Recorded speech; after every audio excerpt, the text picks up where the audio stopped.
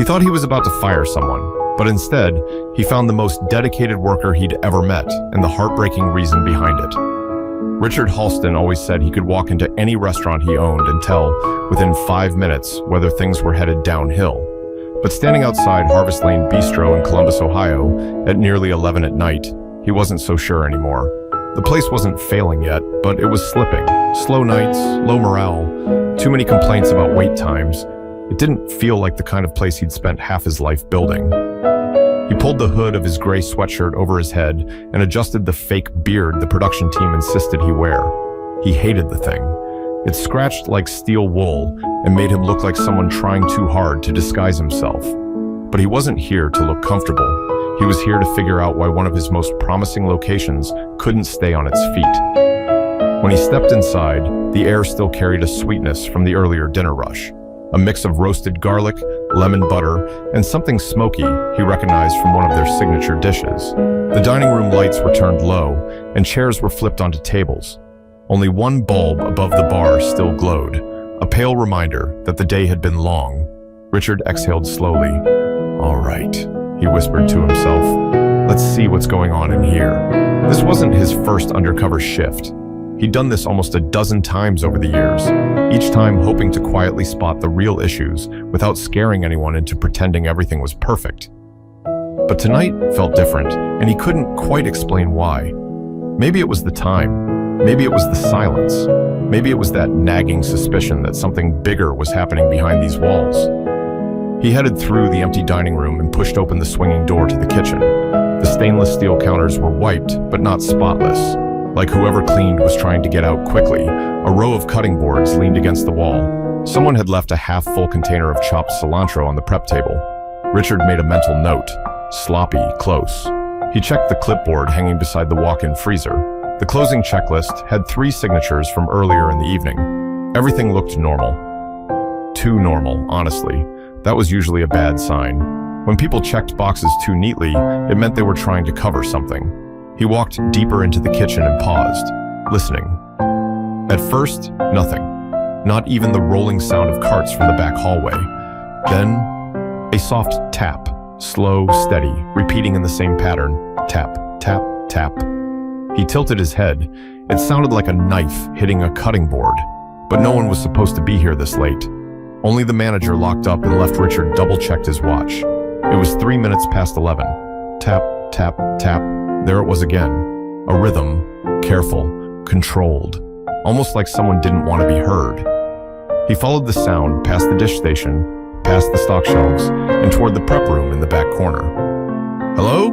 he called out, keeping his voice as average and unassuming as he could. "Someone here?" No answer. But the tapping continued. He moved closer, grip tightening slightly on his phone in his pocket. He wasn't scared, not exactly, but he was alert. He pushed open the door to the prep room just a few inches. That's when he saw it. A single overhead light was on, and standing under it, with his back half turned, was a young man with deep brown skin, shoulders tense, eyes fixed on the vegetables he was chopping. His movements were sharp, quick, and weirdly quiet for someone using a chef's knife. Richard blinked. He recognized him from the employee files. Darius Colton, prep cook, 23 years old, hired 6 months ago. Shifts mostly evenings. Why on earth was he here at 3 in the morning? Richard stepped fully into the doorway. "Hey," he said. "Didn't mean to startle you. You're here late." Darius flinched just a little, then relaxed his shoulders. Yeah, sorry. Just catching up on some stuff." Richard watched him for a moment. The chopping never stopped. "Mind if I ask what stuff?" Darius hesitated just for a breath. "Prep work. I don't like leaving too much for the morning crew." Richard noted the way he said it. Not annoyed, not proud, more like defensive. Like if he didn't get the answer right, there would be consequences. Richard offered a small smile beneath the itchy fake beard. "I'm new. They've got me training on nights. Name's Mark." Darius glanced at him briefly. His eyes were tired. Tired in a way that didn't come from a long shift, but from something much heavier. "Nice to meet you," he said. "I'm Darius." Richard nodded toward the cutting board. "You always do prep this late?" There was that hesitation again, tiny but obvious. Darius looked down at the vegetables. "Just sometimes." Richard didn't push. Not yet. He just gave a light nod and leaned against the wall, pretending to look curious rather than suspicious. He didn't know it yet, but this simple question, this tiny moment, would crack open everything he thought he knew about his own business. But something in Darius's tone made Richard stay in that room a little longer, as if the real story was hiding behind every quiet slice of that knife. Richard hadn't planned on sticking around longer than a few minutes, but once he saw Darius chopping away like the next day depended on it, he couldn't shake the feeling that he needed to stay right there. He stepped farther into the prep room, pretending to look around like a clueless new hire, but really, he was studying every detail he could. The room had that sharp kitchen smell of cut onions mixed with cold metal.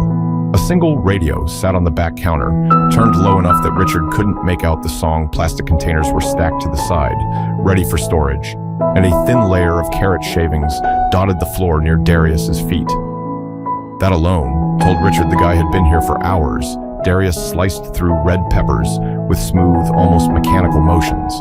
Not sloppy, not rushed, just controlled, like he'd done it so much that his brain didn't have to be involved anymore. Richard cleared his throat.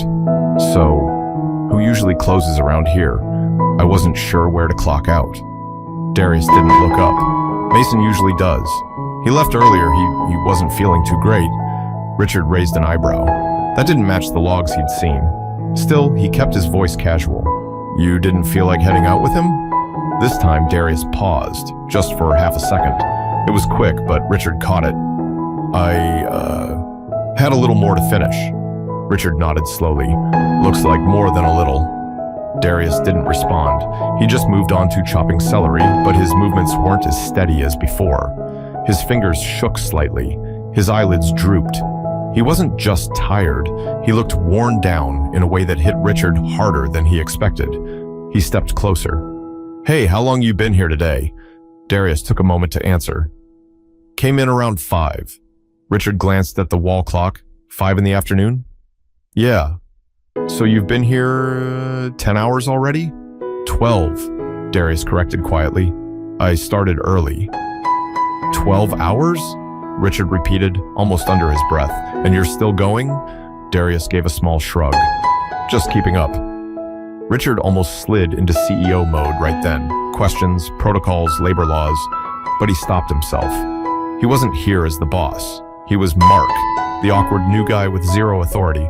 So he tried a softer approach. Look, man, nobody else is here. You don't have to stay for my sake. If you're tired, you can chill. No one's checking. Darius shook his head. It's fine. It doesn't look fine. That made Darius freeze. His knife hung in midair for a moment before he resumed chopping. I'm good, he muttered. But Richard didn't buy that for a second. He studied him more closely. The dark circles under his eyes, the worn-out shoes, the faded apron tied twice around the waist because the straps were fraying. This was someone running on fumes. So, you live nearby? Richard asked. About 15 minutes from here. Walk? Bus. Richard leaned against the counter across from him. You always work nights? Mostly. You like it? Darius let out a short breath that could have been a laugh, but wasn't. It's quiet. A quiet kitchen at 3 in the morning wasn't normal, and it wasn't peaceful either. It was lonely, desperate. Richard recognized that kind of quiet. You only chose it when the alternative was worse. Before he could ask anything else, Darius finally looked up at him. His eyes were darker than before, almost hollow. Why are you here so late? He asked at Richard. Shrugged. I'm training. Manager said I should learn night shifts first. Darius didn't question it, but he watched Richard for a long moment, like he was trying to figure something out. Then he nodded and went back to slicing. Richard stepped closer to the prep table. Mind if I help? Help? With this? Darius asked, raising an eyebrow. Yeah, Richard said with a small smile. How hard can it be? Darius almost smirked. You ever cut peppers before? Once, maybe twice. Didn't go great. A tiny laugh escaped Darius, the first sign of life Richard had seen from him so far. He handed Richard a spare knife. Just don't cut your fingers. We don't want blood on the menu. Richard chuckled and took the knife. They stood side by side, chopping in uneven rhythm. Darius fast and precise, Richard painfully slow. but it loosened the air between them. After a couple minutes, Darius glanced at him. "You're holding the knife wrong." "Yeah?" Richard said, "Show me." Darius guided his hand briefly, adjusting his grip until it was stable. His touch was gentle but tired, like even that small motion took effort. "What about you?" Richard asked quietly. "What's keeping you here this late?" Darius stiffened instantly. "I told you. Just catching up." Richard nodded, but he could tell that was only the surface. Maybe not even that. Something else was hiding underneath. Something personal. But before Richard could push any further, the back door made a sound just enough to make both of them lift their heads. The sound from the back hallway wasn't loud, but it was enough to make both men turn their heads at the same time. Something scraped lightly across the tile floor, like a small box being dragged. Richard straightened a little. Darius, though, he went still in a way that made Richard pay attention. Not scared, not startled, more like bracing for something he already expected. Richard waited for him to say something, maybe explain the noise. But Darius just swallowed hard and kept chopping again, quicker this time, like the knife was a shield. "You okay?" Richard asked quietly. "Yeah, just the wind," Darius said. "There's no wind inside a building," Richard replied, raising an eyebrow. Darius didn't answer. He just cut faster. Richard wiped his palms against his apron. "Want me to check it out?" "No," Darius said sharply, then softer. "Sorry, it's not a big deal." That told Richard everything. It was absolutely a big deal. He leaned on the prep table, trying again. "Hey, if you're worried someone came in, I can go look. I'm bigger than I look." Darius glanced at him, eyed his thin frame under the hoodie, then muttered, "I doubt that." Richard laughed gently. "All right, fair, but still." Before he could finish, the scraping sound happened again. This time it was closer. Just a few yards down the hall, Richard stepped forward an inch. "Seriously, man, that's not nothing." Darius closed his eyes for a second. "It's fine. It's not dangerous." Richard waited. "It's my sister," he finally said. Richard blinked. "Your sister? Here?" Darius nodded once. "She's 10. She's in the storage room." Richard didn't try to hide how surprised he was. "What? Why? It's 3 in the morning." Darius set his knife down gently, like his hands were suddenly too heavy. "Because I couldn't leave her alone tonight." That answer sat between them for a moment, heavier than anything in the room. Richard felt something twist inside him. Not pity, not confusion, but something close to both. "Can I meet her?" Richard asked carefully. Darius shook his head. "She's sleeping. She had a rough night." Richard hesitated. If this really was the only safe place the kid had right now, then that explained a lot. But it also opened 100 questions he couldn't ask yet without blowing his cover, so he softened his tone. "You sure she's all right?" "Yeah," Darius said, but it didn't sound confident. "She gets anxious, a lot. I didn't want to leave her home alone. I don't usually bring her, but I didn't have anyone else." Richard nodded slowly. "Must be hard." Darius shrugged. "You do what you gotta do." The simplicity of that answer hit Richard harder than any dramatic confession could have. He'd heard cooks complain about scheduling, pay rates, equipment, everything under the sun. But Darius spoke like someone who didn't have the luxury of complaining. Richard set his knife down and leaned on the counter. "You always work this late?" "Lately, yeah." "Because of her?" Darius didn't reply. Richard tried again. "You look like you haven't slept in days." Darius let out a breath that sounded like defeat. "I sleep when I can." That was when Richard noticed the small container of cut fruit near Darius's station. Grapes, apple slices, little pieces of banana. Not restaurant prep. Not part of any dish on the menu. Food for a kid. Done quickly. Likely hours ago. "Hey," Richard said softly. "I don't want to pry. You don't have to tell me anything you don't want to." Darius ran a hand over his forehead. "I know. But if there's something you need, nothing anyone here can fix," Darius said. He didn't sound rude, just tired, deeply tired. Richard studied him, then looked around the kitchen. The empty space, the lonely hum of the freezer, the feeling that this place wasn't just where Darius worked, it was where he hid. "Listen," Richard said, lowering his voice. "Why don't you take a little break? I'll keep chopping so you don't fall behind." Darius gave a small shake of his head. "No, if I stop, I'll crash." Richard could believe that. picked up the knife again, trying to match Darius's rhythm. So, you cook at home too? Or just here? Home, Darius answered quietly. Been doing that forever. For you and your sister? And my mom, he said, just barely above a whisper. Yorman? Richard started, then stopped himself. He didn't know the situation, and asking directly might shut the conversation down. So instead, he asked something gentler. She's still around? Darius didn't speak. Not right away, he chopped slower, then stopped altogether. No, he said finally, not for a while. Richard held his breath. This wasn't the kind of conversation people had with strangers. It especially wasn't the kind people volunteered at 3 a.m. unless they were stretched thin enough to crack. He was about to say something simple, something human, when the door near the hallway clicked softly. Darius turned instantly. Richard saw it then, the slight panic in his eyes, the quick breath he took. Whoever was behind that door mattered. But before either of them said a word, the knob started turning, and Richard braced himself, knowing this night was about to shift into something much bigger. The doorknob turned just a crack before stopping, like whoever was on the other side was still deciding whether to enter. Richard stepped back, not wanting to look intimidating, and Darius walked toward the hallway with a quickness that didn't match how tired he'd been moments before. It's okay, he called softly. It's just me. The door unlatched the rest of the way, and a small face peeked through the opening. A girl with tight curls pulled into a loose ponytail. She rubbed one eye with the back of her hand. Did you call me? She whispered. No, Lonnie, Darius said gently. Go back to sleep. I'll be done soon.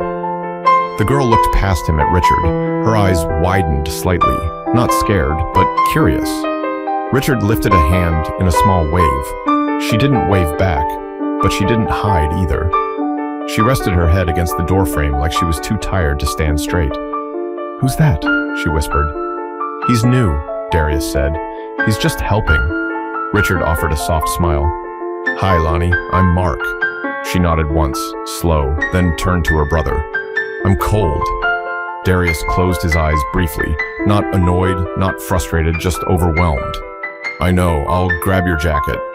He slipped into the hallway with her, leaving Richard alone in the prep room. The silence settled immediately, thicker now that he'd seen the weight Darius carried, a 10-year-old kid asleep in a restaurant storage room at 3 a.m, a brother chopping vegetables until his hands shook. Something was off, far more off than what Richard had expected to find when he came undercover. A couple of minutes later, Darius walked back in. Lonnie wasn't with him this time. He'd wrapped something around his hand while he was gone, an old dish towel tied tight across his palm.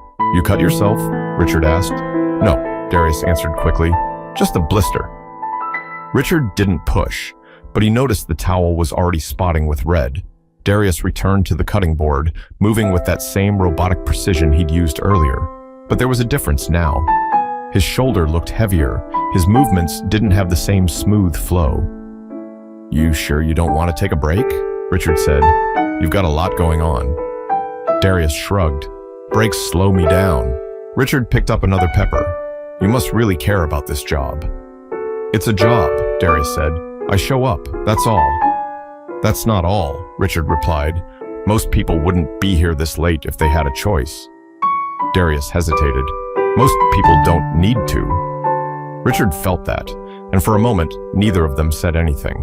The only sound was the clacking of knives against the boards, uneven but steady. So, Richard said quietly, you said your sister gets anxious? Darius nodded. Yeah. She go to school around here? Lincoln Elementary, he answered. That's a good school, Richard said. Yeah, Darius replied. They've been good to her. He didn't say me. Richard caught that too. After a brief pause, Richard tried a different angle. So, how long have you been taking care of her like this? A muscle in Darius's jaw twitched. A while. Since your mom... Darius cut him off gently. Let's not go there.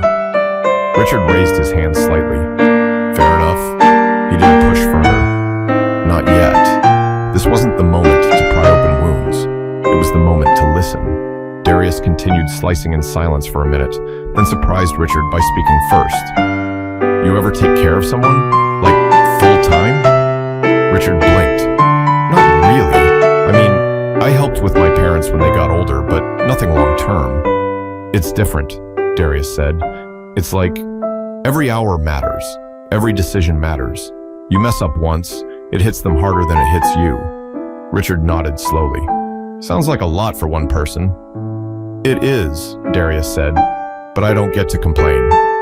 Why not? Because it's not her fault. Those 5 words hit Richard harder than he expected. Because it's not her fault.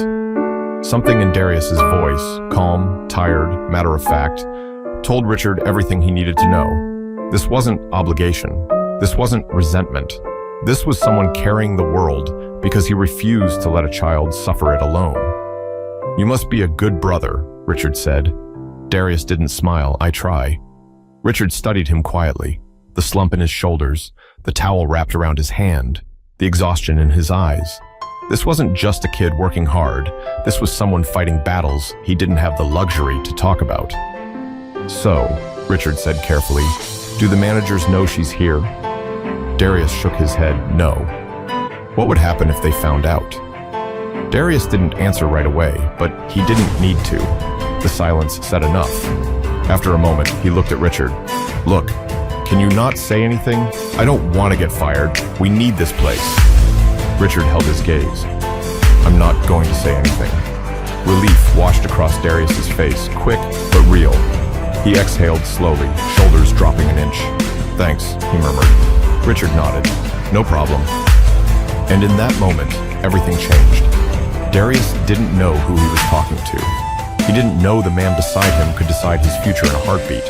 But he trusted him anyway, just enough to ask for one small favor, but Richard could tell this wasn't the whole story, not even close.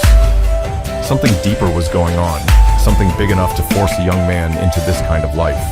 The kitchen felt different now, not because anything had changed physically, but because Richard finally understood the weight hanging over the room. Every chopped pepper, every shaky breath from Darius, every quiet glance down the hallway, it all carried meaning he hadn't seen before.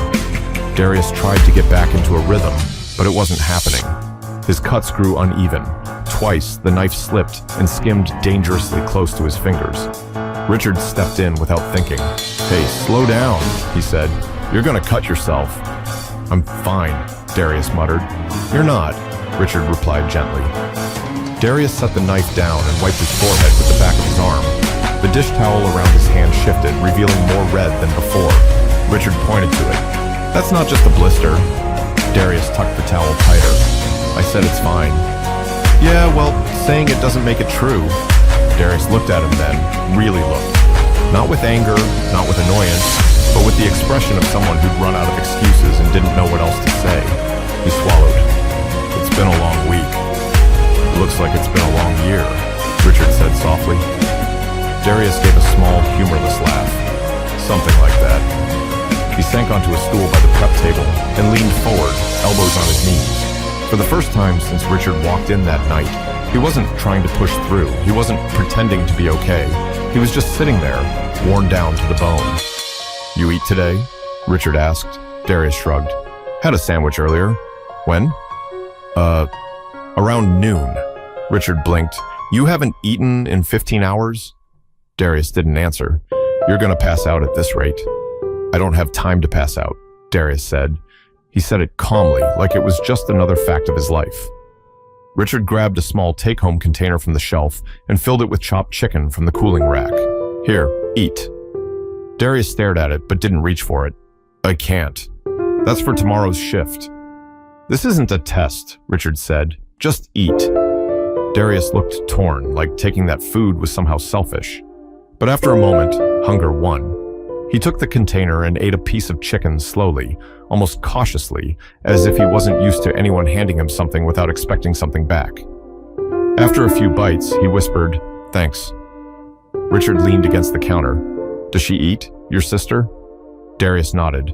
Yeah, I always make sure she does. What about you? Darius looked at the container in his hands. I get by. It was the kind of answer that sounded simple but carried a lot of pain behind it.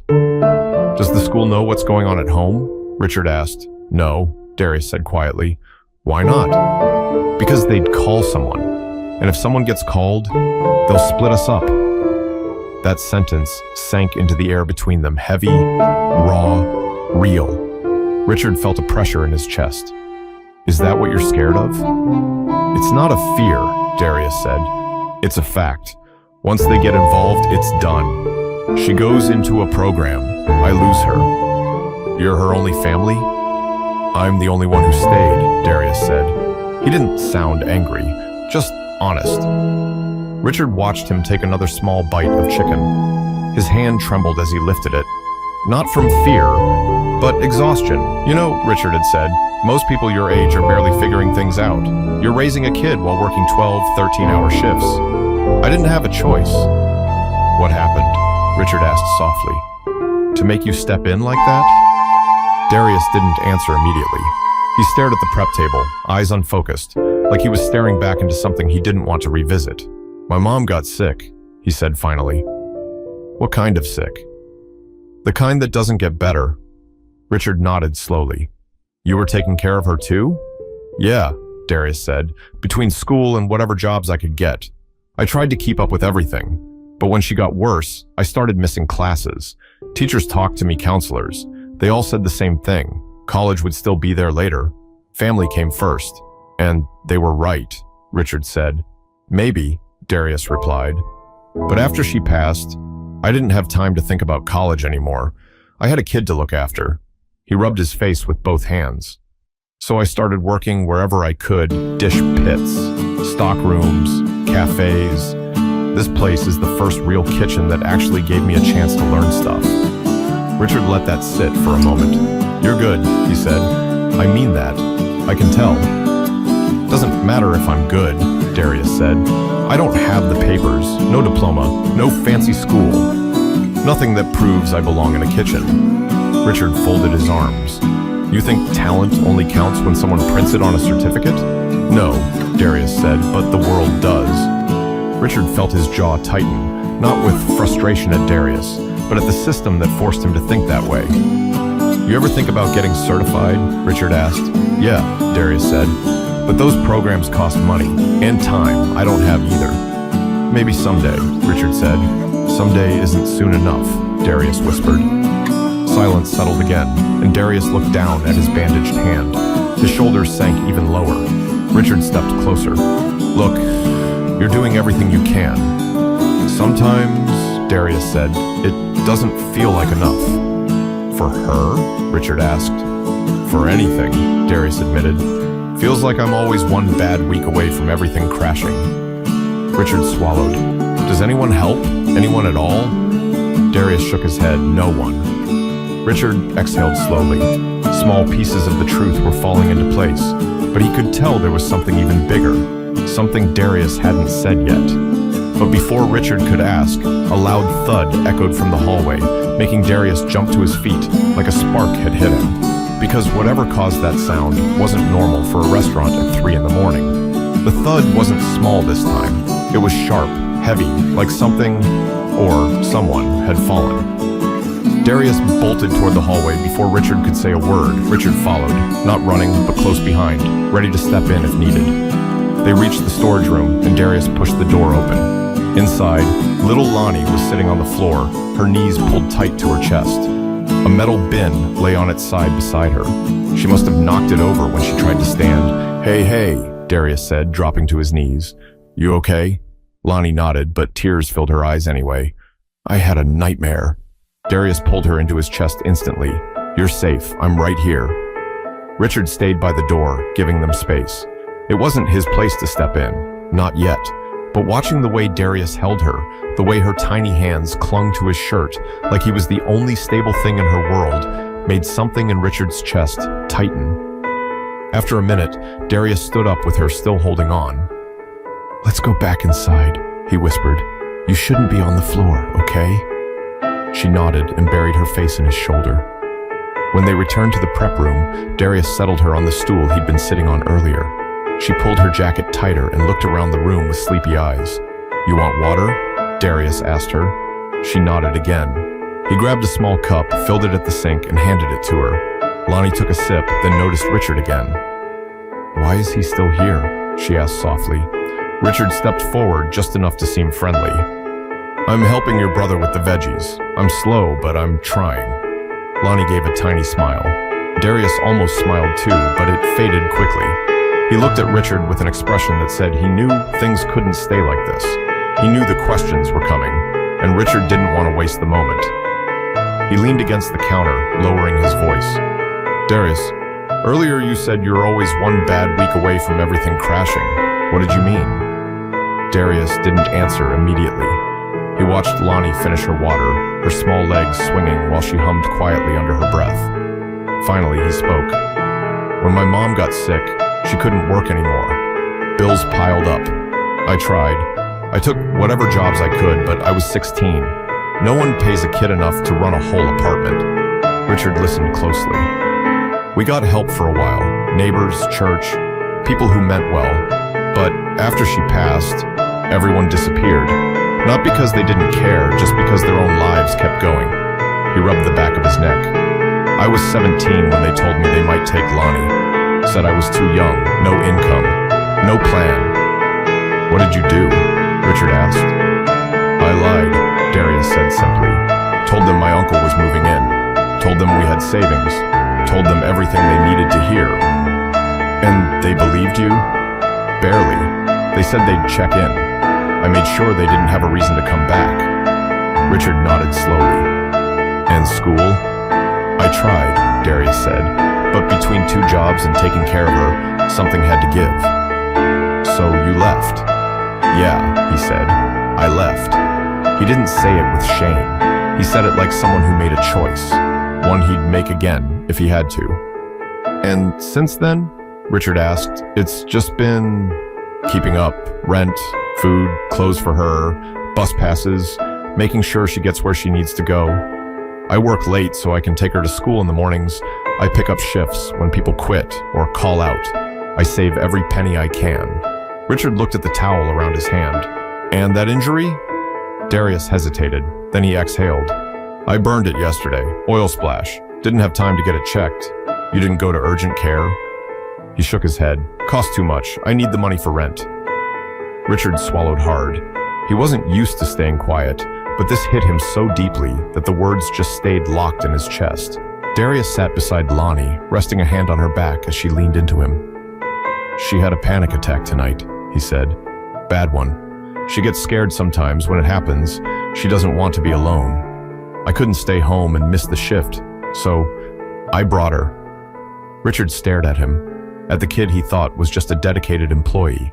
Now he saw something he never expected. A young man holding up his world with shaking hands, refusing to let it collapse. You shouldn't have to carry all this by yourself, Richard said quietly.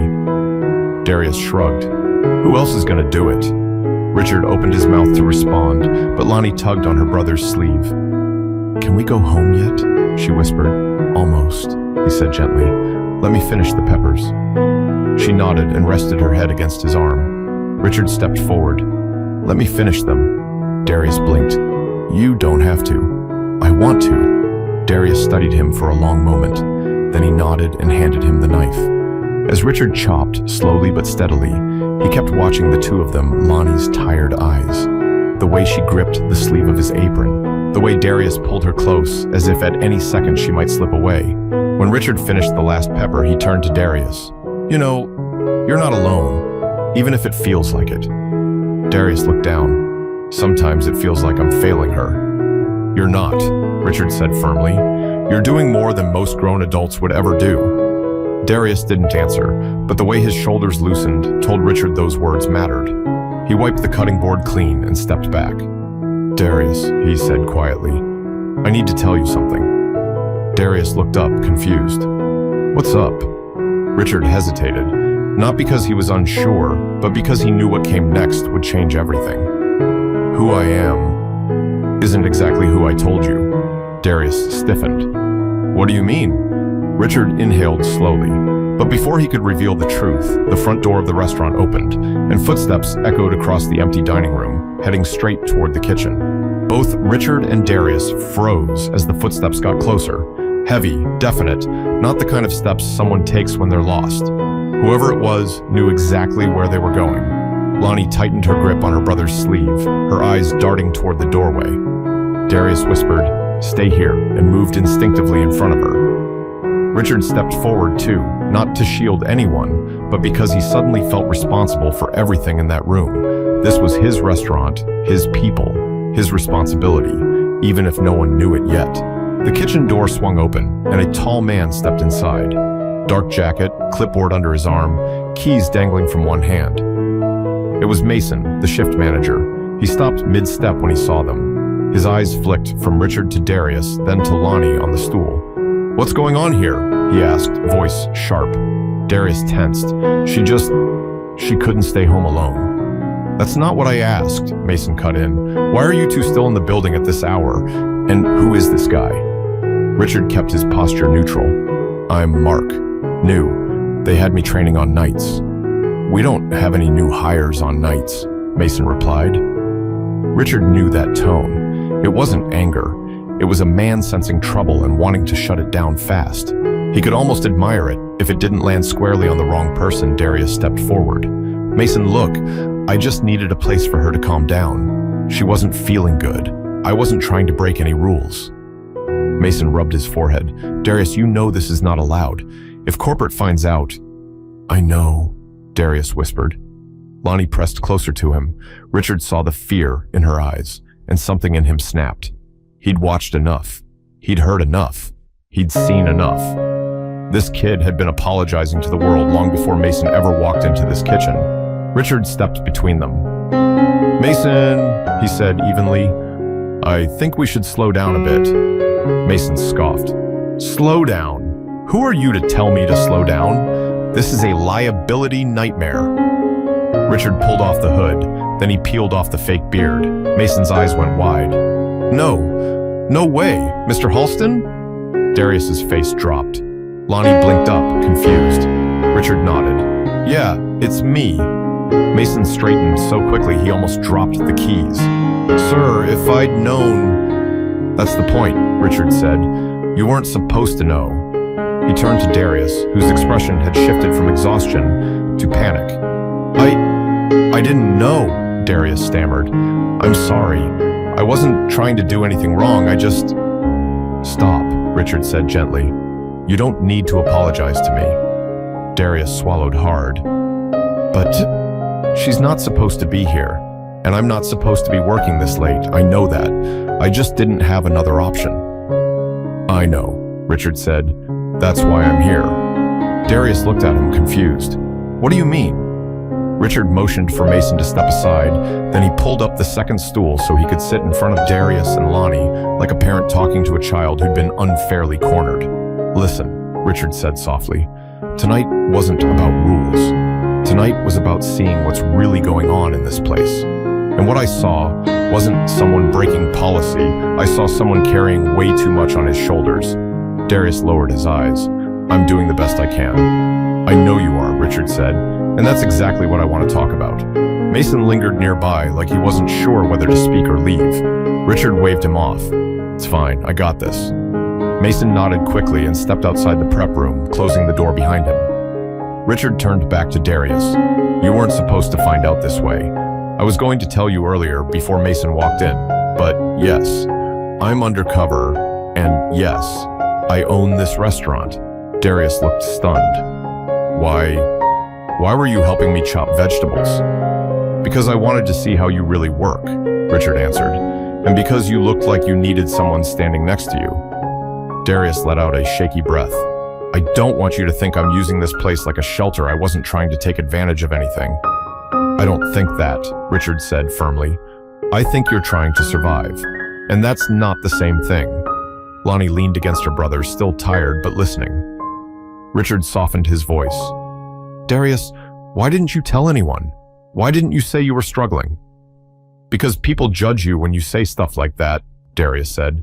"They think you're irresponsible, or unstable, or a risk. And if they think that—" He paused, voice cracking. "They take her." Richard nodded slowly. "You've been protecting her. All I've ever done," Darius said. For the first time, Richard saw tears in his eyes. Not from weakness, but from carrying something alone for too long. Richard leaned forward. "You're not losing your job." Darius blinked. "What?" "You heard me," Richard repeated. You're not losing your job. You're not in trouble either. But, no but. You're doing everything you can. And it's time someone helped you for a change. Darius stared at him, unsure whether to believe it. Lonnie looked up. Are we going to get kicked out? She whispered. Richard's chest tightened. No, sweetheart. You're safe, I promise. Her small shoulders relaxed a little. Darius covered his face with both hands, overwhelmed. I never wanted anyone to see us like this. I'm glad I did, Richard said, because now we can actually fix something. Darius dropped his hands slowly. Fix what? Richard stood up, a calm determination settling over him. Everything, he said, and he meant it. But the next thing Richard told him would change his life in a way he never saw coming. Because this wasn't just about helping an employee anymore, it was about giving a young man a chance he'd earned 1,000 times over. Darius stared at Richard as if he hadn't heard him correctly. The idea that anything in his life could be fixed felt foreign, almost unreal. He wasn't someone who expected help. He barely expected understanding. So hearing the owner of the entire company say it so confidently left him frozen in place. Richard walked back to the prep table, the one cluttered with vegetables, towels, and a half-finished tray of celery. He rested his hands on the edge and took a breath before speaking. Darius, he said, I came here tonight looking for problems. I thought maybe the staff wasn't trained right or the managers weren't doing their jobs. I never expected to find someone carrying enough weight for 10 people. Darius let out a shaky breath. I don't want pity. This isn't pity, Richard replied. This is respect. Darius looked down, his shoulders tense, unsure if he could believe that. Richard continued. Do you know how many people would have walked away from your situation? How many would have said they were too young, too tired, too scared? You didn't walk away. You're here. You show up. You don't complain. You keep going even when you shouldn't have to. He paused. That's not something I see every day. Lonnie's small hand slipped into her brother's, and Darius glanced at her before whispering, I just want her to be okay. And she will be, Richard said, but not if you burn yourself out trying to do this alone. Darius swallowed. I don't have another choice. You do now. Richard stepped closer, voice steady, sincere. Here's what's going to happen, he said. Darius straightened, bracing himself, still expecting the worst. I'm giving you a raise, Richard said, a real one, enough to take some pressure off. Enough so you don't have to work 12 or 13 hours just to keep the lights on. Darius blinked rapidly. A raise? Not just that, Richard continued. I'm moving you into our internal development program. You'll get hands-on training, certification opportunities, and mentorship. You'll have a path toward becoming a full chef. Darius shook his head slowly. I can't afford school. You won't pay a cent, Richard said. We will. Darius just stared at him, unable to form words. And another thing, Richard said, we're arranging childcare support. Not someone taking her away, I mean after-school help, counseling access, and a safe place for her to go until you're off work. You shouldn't have to drag her to a kitchen at 3 a.m. Lonnie looked up, eyes wide. I won't have to stay in the cold room anymore? Richard's voice softened. Not ever again. Her face brightened, small but real. Darius squeezed her hand. But that's only part of it, Richard said, turning back to him. Because I know what it's like to feel like everything rests on you. And I know how fast one small setback can knock everything down. He paused. So I'm also giving you something else. Darius lifted his head slowly. What? A chance to breathe. Silence filled the room, not heavy, but gentle. A kind of quiet that felt safe for once. You're not alone anymore, Richard said. Not on my watch. That was the moment the fight slipped out of Darius's shoulders. All the tension, the fear, the exhaustion. He let it go in a slow, unsteady breath. His eyes glistened, and he pressed his hand to his mouth to steady himself. I don't know what to say, he whispered. Say nothing, Richard replied. Just let us help. Darius shook his head in complete disbelief. People don't just do things like this, not for people like me. Richard stepped closer. People like you? He echoed. Listen to me, Darius. You're not defined by where you started or what you didn't get a chance to finish. What matters is the kind of person you are, and everything I saw tonight tells me you're exactly the kind of person this company needs. A single tear slipped down Darius's cheek before he wiped it away quickly, like he didn't want Lonnie to see. but she saw anyway. She wrapped both arms around him, hugging him tight. Richard let the moment sit, giving them space. When Darius finally looked back up, his voice was steadier. "What about Mason?" he asked quietly. "He looked like he wanted to fire me himself." "I'll handle Mason," Richard said. "He's not the problem, and he's not your judge." Darius nodded slowly. Richard reached for his jacket. "You two need to go home and rest. Tomorrow, you meet with HR. I want everything set in motion immediately." "Tomorrow?" Darius asked. "Yes," Richard said. "This starts now." Lonnie hopped off the stool, rubbing her eyes. "Can we get pancakes?" she asked her brother. Darius laughed under his breath. "Yeah, we can get pancakes." Richard smiled. "That's a good plan." Darius helped her into her jacket, and as they prepared to leave, he looked back at Richard one more time. "Thank you," he said, almost too soft to hear. "For everything." Richard nodded. "Just promise me one thing. Anything. Don't give up on yourself." Darius gave a small, emotional smile. "I won't." He put his arm around his sister and guided her through the kitchen door. Richard watched them disappear into the hallway, the young man who'd been carrying the world, and the little girl who'd kept him fighting. The door clicked softly shut behind them. Richard stood alone in the empty kitchen, surrounded by the late-night silence. But this time, it didn't feel heavy. It felt hopeful. Change wasn't just possible, it had already begun. He looked down at the cutting board still covered in slivers of pepper and celery, the kind of mess left behind when someone works past their limits with no help, no support, no rest. "Well," he murmured to himself, "not anymore." He turned off the lights, locked the door, and stepped outside into the night, letting the cool air hit his face. There are moments in life when you see someone fighting battles they never asked for, battles no one should face alone. And if you're lucky, you get the chance to step in, a chance to stand beside them, a chance to change their story. Richard had taken that chance, and now it was Darius's turn to rise. When someone is drowning quietly, the right hand at the right moment can change everything. Sometimes people don't need judgment. They need someone to see them, someone to believe in them, someone to give them a chance they never got. If this story moved you, share it with someone who might need hope today. And if you ever meet a person fighting silently, take a moment to listen.